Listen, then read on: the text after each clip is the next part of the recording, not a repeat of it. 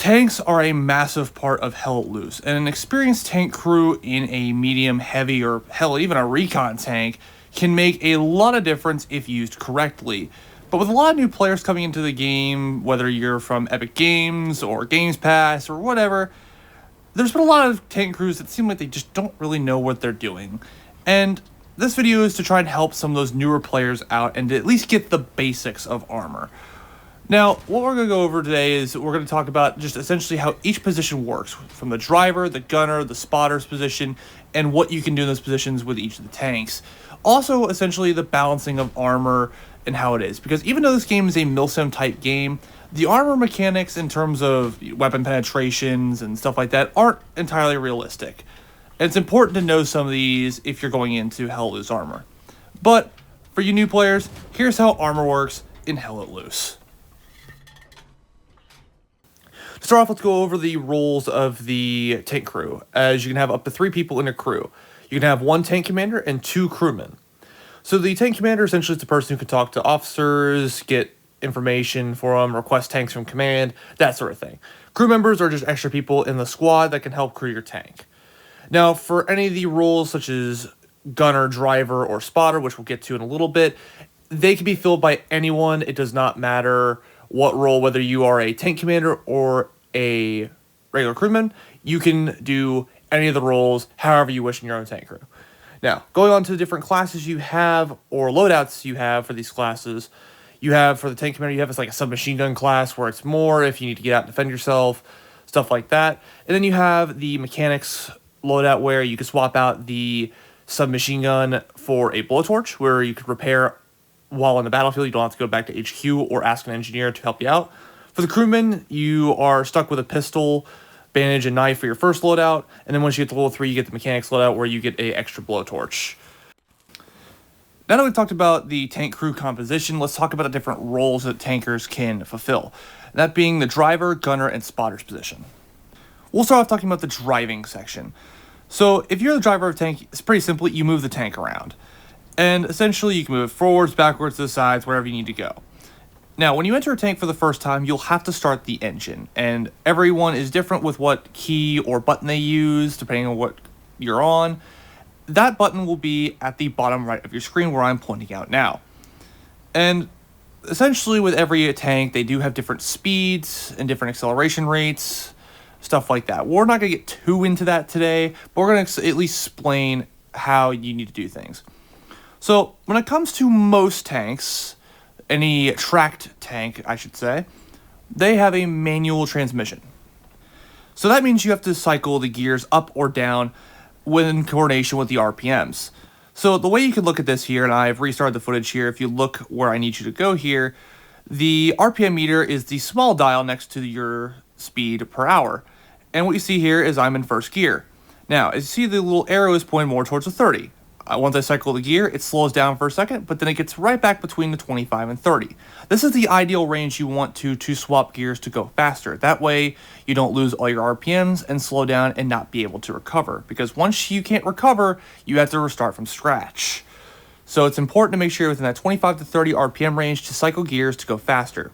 Now, obviously, if you are trying to go slower, you can just dump the gears, hit the slow down button or reverse, whatever you have. For me, it's left trigger, and just come to a stop and just cycle the gears back down to go to reverse if you need to back up. And this goes for all the tanks except for like recon vehicles like the Greyhound, the Daimler, the BA-10, or the Puma. Those vehicles have automatic transmissions, which means you don't have to cycle through the gears to go up faster or slower. So you just drive normally, and usually the aim trigger or whatever you have set up for your controls, again, check the option screen to see what you need to do. You can go forward or backwards pretty easily in those vehicles. Now, moving on from the driver's position, we go on to the gunner's position. This is essentially where you shoot things. Most tanks will have a coaxial machine gun and a main gun, such as what you see here for the 75mm medium tank Sherman. Now, most tanks have the same ammunition, a armor-piercing for armor or tanks, and high explosive for enemy infantry and very light vehicles like trucks. Now, a third ammo type you'll only have with the Americans is the smoke rounds. Some of their tanks do come equipped with smoke rounds that you can fire to blind enemies and potentially cover your movements from the enemy. Pretty simple there. Now, in terms of the balancing of what tanks can shoot at what and do well against, we'll get to that soon, but this is mostly just to cover what's going on. Now, as you can see, if you want to know how to zoom in and out, there should be buttons at the bottom with the zoom in and out, and the precision aim, where, as you see here, I can aim very slowly, but once I don't do that, I start to aim pretty fast again. So just keep that in mind if maybe you want to adjust a little bit, but don't want to adjust too much. Just keep that in mind. The last position that will need to be manned in a tank crew is the spotter's position. Now, when you first get in there, you will see a little periscope view. Once you zoom in one notch, you should have a camera view that can go 360 degrees around your tank. And what you can do from there is you can zoom in and out to look for far away targets, look around close range targets, stuff like that, and ping where you need to. And it's important to try and have this position manned if possible, because you can't shoot at what you can't see. It's why you need to have at least a 2 or 3 man, because then you can at least cycle to this position or have someone permanently at this position. Now, this type of view you will have for almost every single tank in the game. The only tanks that this does not apply to is Recon tanks like the Puma, the Greyhound, so on and so forth. That view you will have a different view. It'll actually be a smaller, kind of gun scope looking view sight. Obviously, you'll have a viewport at first, as you see here, but once you get in, it looks like a gun sight. This is because the Recon tanks have a feature of a Recon bubble, or radio set as it's called, to point out targets. And as you see here, it looks like a dome that you can use to spot targets for on the map for your entire team to see, which will be outlined in little red dots or hollow diamonds or full diamonds for vehicles and tanks respectively. Once you click the button, it should then stay in place and it'll appear on the map. Now, it does take 2 minutes to reset this view site to get another one, and if you leave the position, it stops the reload. So keep that in mind if you are trying to cycle positions, or if you're trying to get more than one use per life if you're going to be in the position here. Now, since everyone is going to want to have different control settings, everything like that, make sure you go to your options and go to either your controller or just keyboard layout. That way you set it to what you want, because I could say one thing of what it says it is, but there are 4 different console layouts, and I don't even know how many layouts for PC. So please check it out. There is a vehicle and gunner section just for you to look at to see what controls you want to set for doing tanks. So just keep that in mind and have that ready to go before you step into a tank. Now that we've discussed a little bit about the controls and what roles to fill in a tank and at least some basics with it, let's talk about the actual tank combat in-game and how it's structured. Now, for those of you who've maybe played War Thunder, World Tanks, stuff like that, there's a sense of realism, or an attempt at realism, depending on how you see it, of armor values, penetration, stuff like that. And to a degree, that is the case here, but not really at the same time. So the tank combat, for the most part, is balanced according to what type of tank you are in. Now, in this video here, that is a Panther heavy tank, as is labeled in the game. I am in a M5A1 Stuart light tank, and the only way I can penetrate this tank's armor is from the back, which honestly, it kind of makes sense. The 37mm cannon did not have a lot of penetration. But that Panther, if it gets a shot at me, I'm dead, assuming it's an AP round, or armor piercing. Now, I want to break this down a little bit. So what I've done here, I'm going to go through at least all the tanks to understand their balancing a little bit. So we'll start off with Recon tanks, or armored cars. Essentially, they are very lightly armored and armed, but they have their little characteristics. So I'm firing armor piercing at the Greyhound, which is another armored car. It's being repaired, stuff like that. And armor piercing is good against more armored targets, as you would think, with high explosive being good against soft or lightly armored targets. So with that, I shoot both things. The repair station is going to repair the Greyhound, and I will show off how high explosive does against armored cars in general. And you see here, I'll fire, and the tank will be destroyed once it gets there. Come on. And there you go. And since it's a high explosive, it destroyed the repair station as well. So with the armor piercing, it would take 2 rounds, but with the HE, it would take 1, because no armor, the HE would just obliterate the tank. Now, this footage doesn't really do it enough justice, but for reference, this one is like Recon tanks versus light tanks. The armor piercing, even at point blank range, will not go through the front of a Stuart light tank, but I can pierce the turret where the turret ring is from the front. So just little things to keep in mind, but I can penetrate the sides and back with armor piercing. And against the back of a Stuart or any other light tank, depending on what recon you're in, does not matter, it can penetrate the back and destroy it with one shot with HE, which I will show now.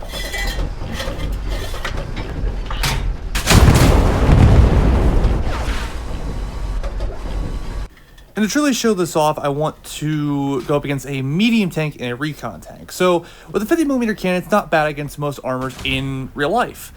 But in Hell Let Loose, it's a little different. And I'm aiming for weak spots such as the machine gun port, the below the gun mantlet where the turret ring is, and just in general the front armor. And with the M4A1 Sherman, the frontal armor is about 2 inches or about 52mm thick, and the side is about 1.5 to about 20 to 30mm thick. And depending on what source you use, the 50mm cannon should be more than enough to pierce the side armor of a M4A1 Sherman, especially at point blank range, which is what you'll see here. I get lined up with the Sherman. I'm going to go switch seats here, and I do make sure that armor piercing is loaded, and I fire and I bounce.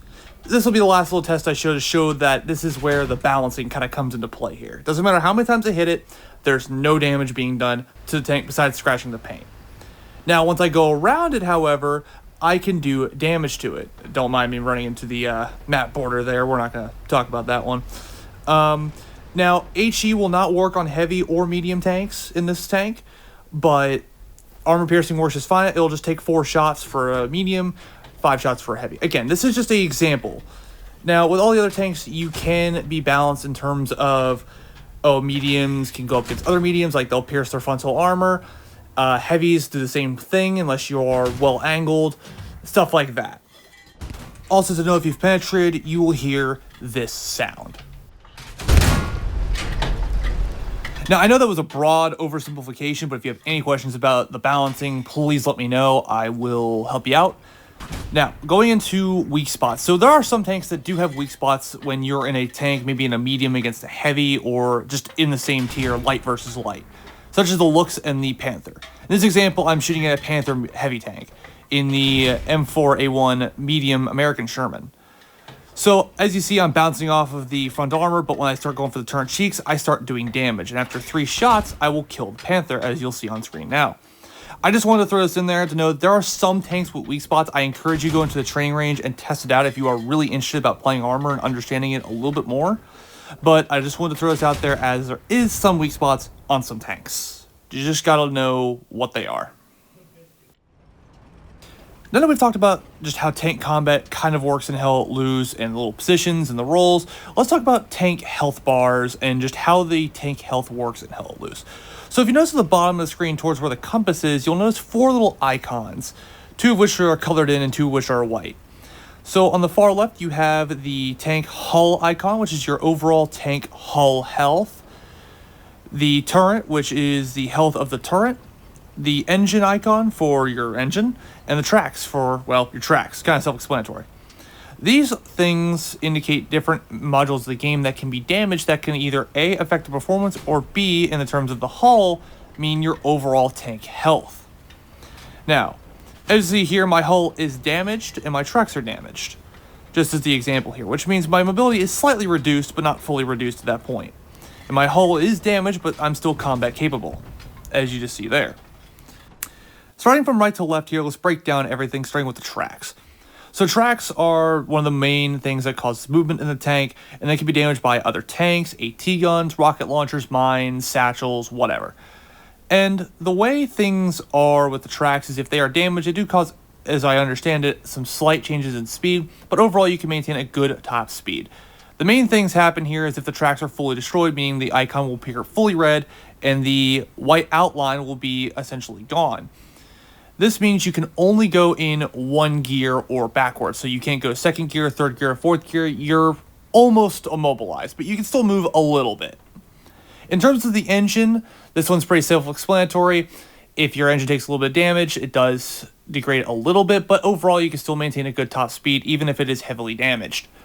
If the engine is fully destroyed, however, you are completely immobilized. You cannot move whatsoever. The only way to get moving again is to repair the engine. Self-explanatory.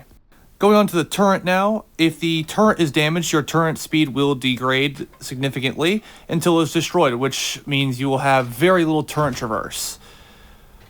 Also, your machine gun in the turret will also be no longer able to be used until the turret is repaired.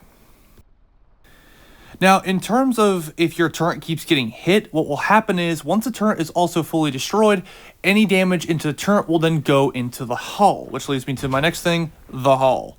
This is the main thing you want to be aiming for to destroy a tank, as if you're aiming for the turret or tracks, you may not be fully killing the tank, and you may cost yourself a tank kill by hitting these areas, as they don't necessarily cause as much damage or any damage to the actual hull, especially with the tracks.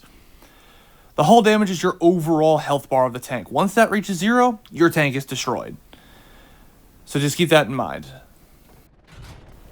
Now, just for reference here, this is a very basic video regarding tank combat as a whole, understanding the balancing of tanks combat, the roles, everything like that. There's definitely some details I have left out to try and make this at least a bit more simplistic, but I do have other tank videos on the channel, both older and newer videos. Go take a look at those. If you have any more questions regarding certain aspects of the tanks, if you have any questions, please leave them down in the comments below. But I hope you got something out of the video. Hopefully you new tankers definitely got something out of it, at least some basic understandings of tank combat. But take care. I'll see you in the next one. Have a good day.